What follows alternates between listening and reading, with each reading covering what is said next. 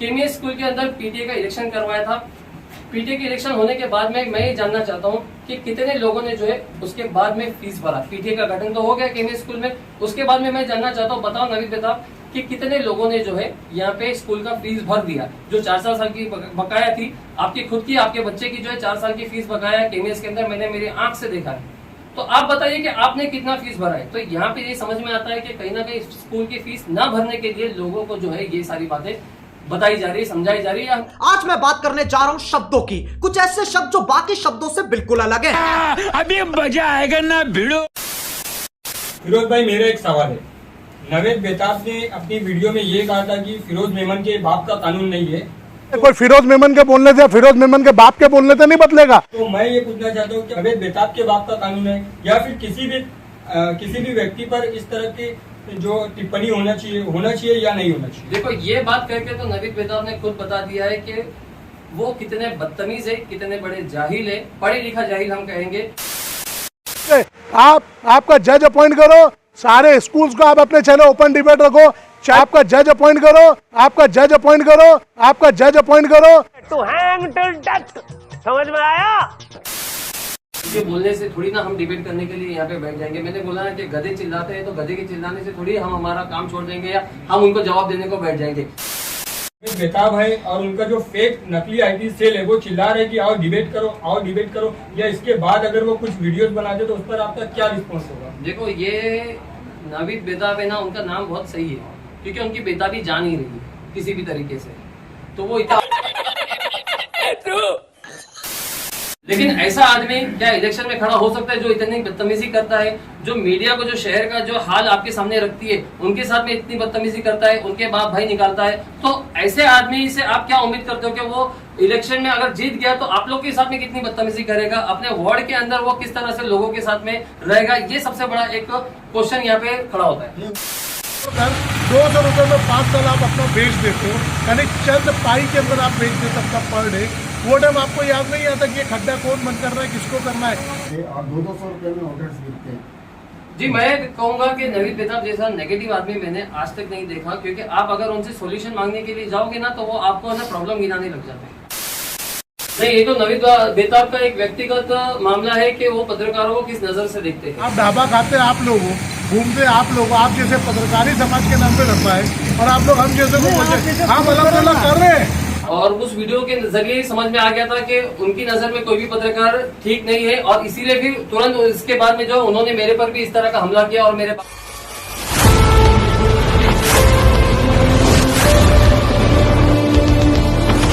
भाई, अब ये बताइए कि कल एक वीडियो द्वारा आपको जो नवीद बेताब इंजीनियर है उन्होंने आपको चैलेंज किया, उसके बारे में आप बताइए। देखो, ऐसे तो हर कोई किसी को चैलेंज करना चाहता है।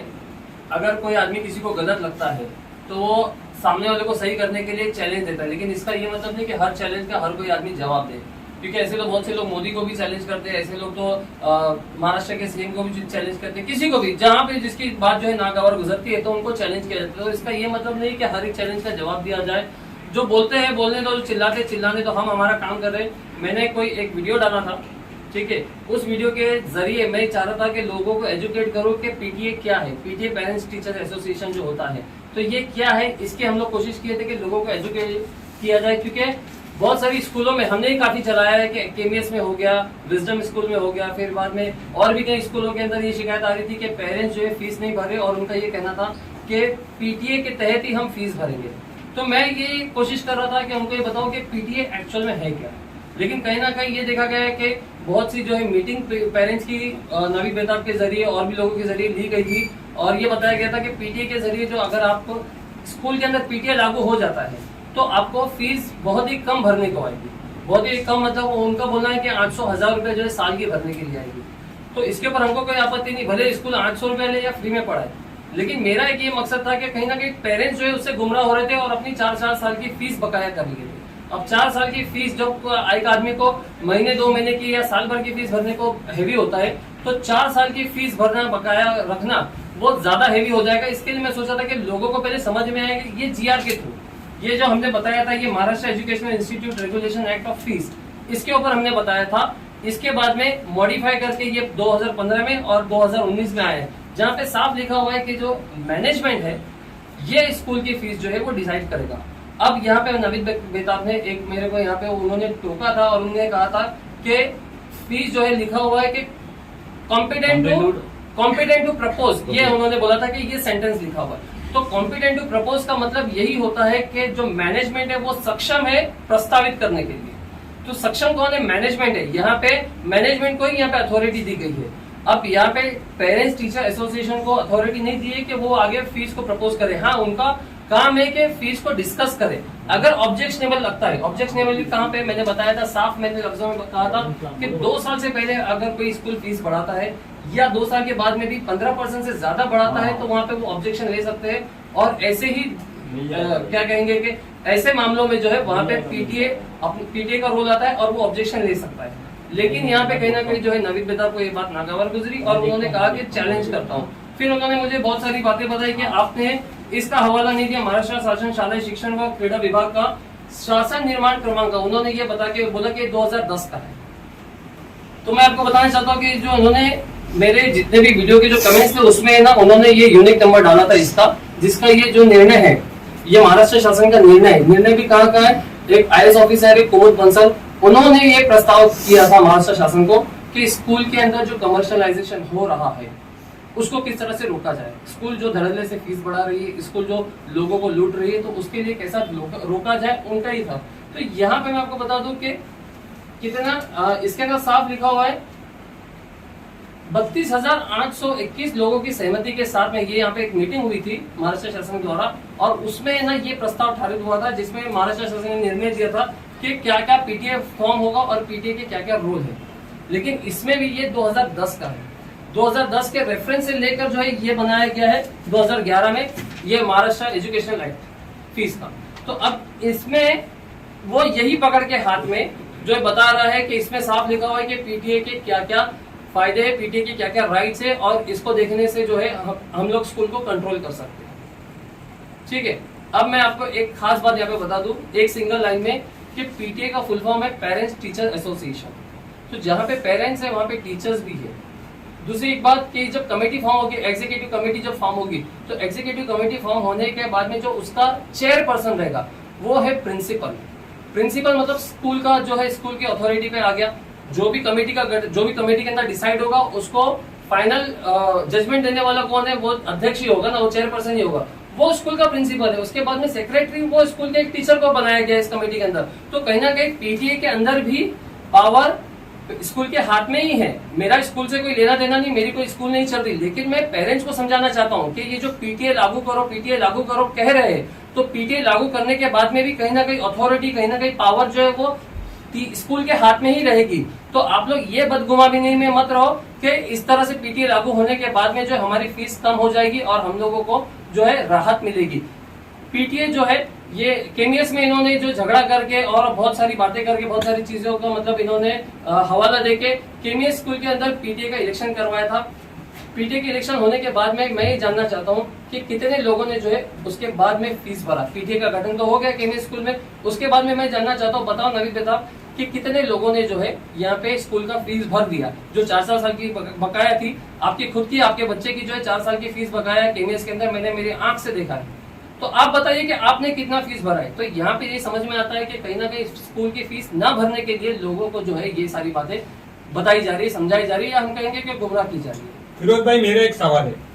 नवीद बेताब ने अपनी वीडियो में ये कहा था कि फिरोज मेमन के बाप का कानून नहीं है, तो मैं ये पूछना चाहता हूँ क्या उनके बाप, नवीद बेताब के बाप का कानून है या फिर किसी भी व्यक्ति पर इस तरह की जो टिप्पणी होना चाहिए या नहीं होना चाहिए? देखो, ये बात करके तो नवीद बेताब ने खुद बता दिया है कि वो कितने बदतमीज है, कितने बड़े जाहिल है, पढ़े लिखा जाहिल हम कहेंगे, क्योंकि इस तरह की जो बातें करना है, हमने पूरे वीडियो में हमने किसी का नाम नहीं लिया था, हमने खाली बताया था कि इस तरह से लोगों को गुमराह किया जा रहा है। मैं अभी रिपीट कर रहा हूँ, मैं अभी भी बता रहा हूँ कि मैं सारे पेपर लेके बैठा हूँ जिनका वो चिल्ला के बता रहे थे, लेकिन उसके बावजूद भी मैं अभी बोलूंगा कि यहाँ पे नवीद बेताब की मेंटेलिटी समझ में आती है कि अपनी बात को मनवाने के लिए किस तरह से जो है किन अल्फाजों का जो है इस्तेमाल किया जाता है। तो ये सब आप लोगों ने सुना, तो हम उस लेवल पे जाना नहीं चाहते और इसीलिए हमने कोई डिबेट नहीं किया, क्योंकि ऐसे आदमी से बात करके क्या फायदा जो कि बदतमीजी पे उतर रहा है। जब वो देखेंगे कि उनका पक्ष जो है जा रहा है तो वो बदतमीजी बोलते रहेंगे। तो ऐसे आदमी से बात करने से तो बेहतर है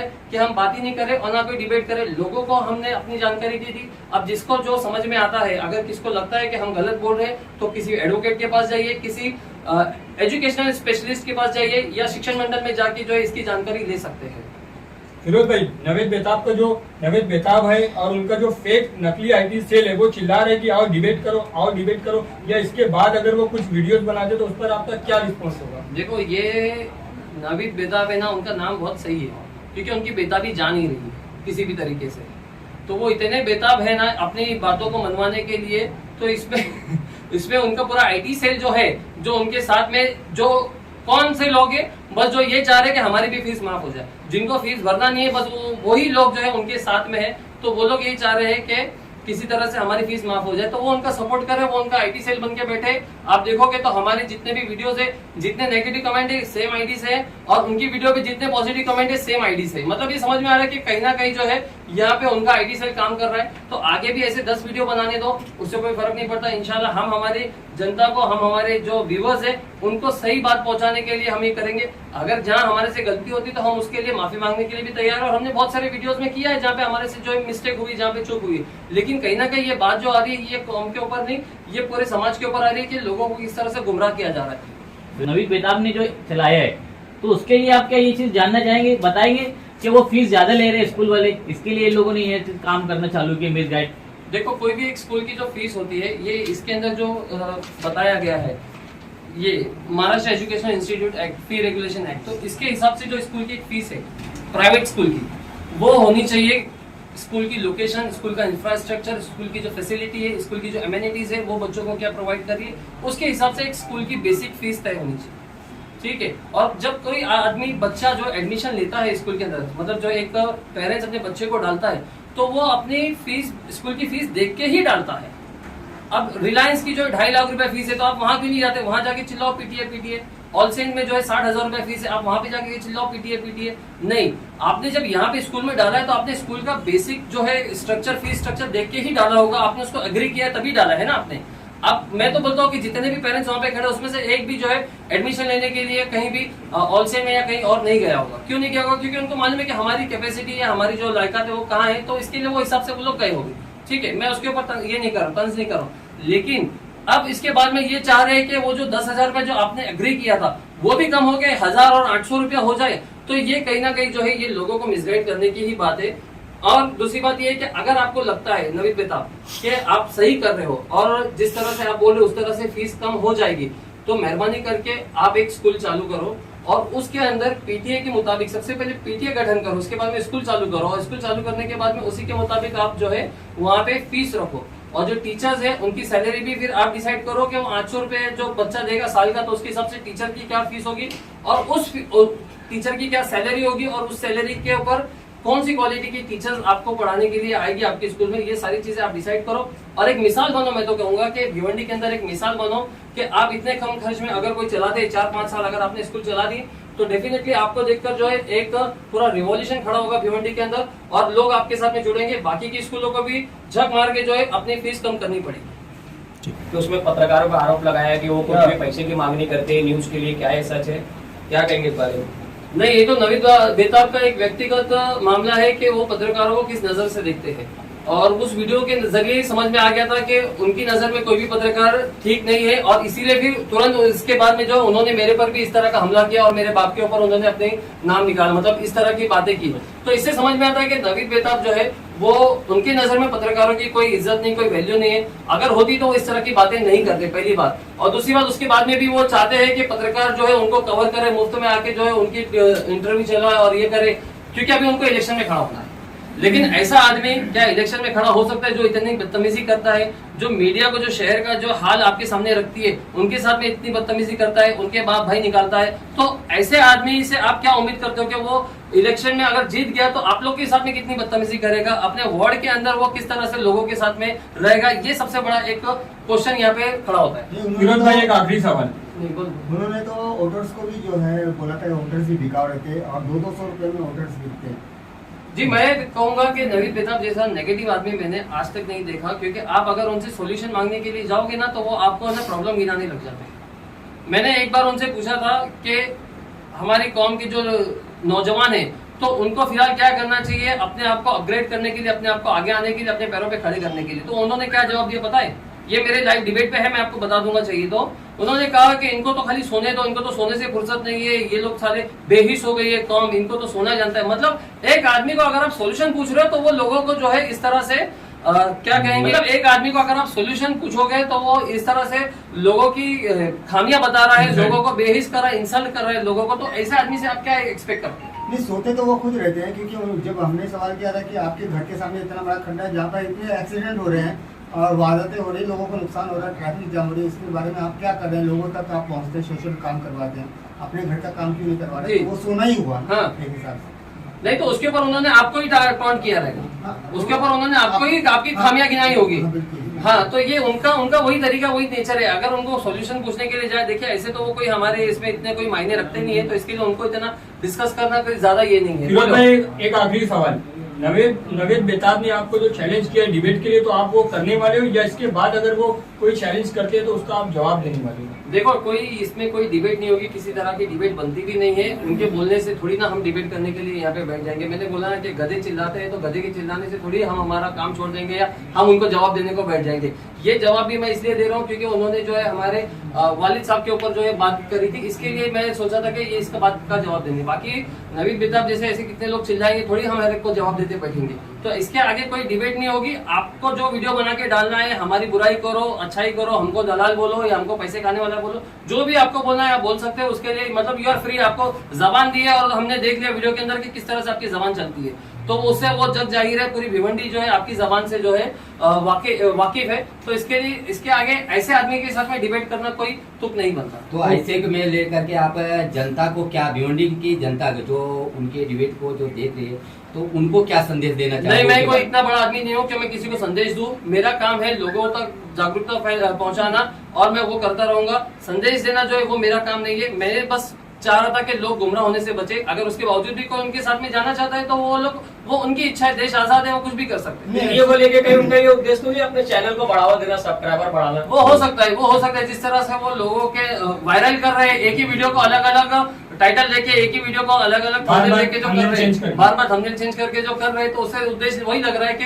किसी तरह से जो है हाँ अपने सब्सक्राइबर बढ़ाए।